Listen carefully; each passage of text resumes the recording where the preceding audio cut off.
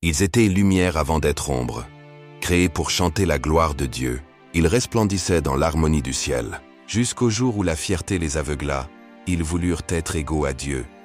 Et la lumière devint orgueil. Le chant céleste se mua en cri. Alors, dans un éclair, la première guerre éclata, la guerre du ciel.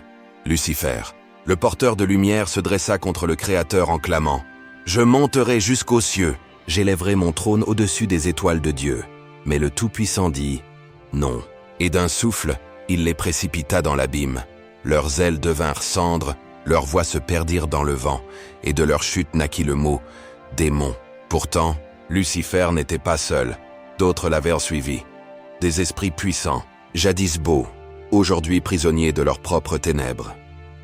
Azazel, le maître des armes, enseigna aux hommes la guerre et la violence.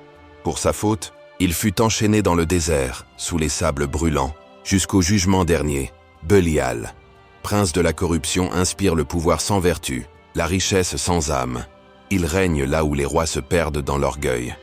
Samaël, l'ange de la mort, frappe sans haine ni joie. On dit qu'il se tient à la frontière de la vie et de la tombe, observant en silence ceux qui doutent. Asmodée, démon du désir et de la jalousie, détruit les amours sincères et divise les cœurs.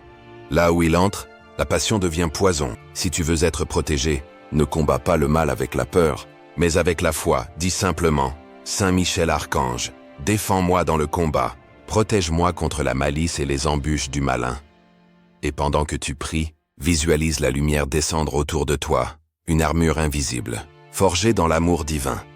Car là où la prière s'élève, le mal s'effondre.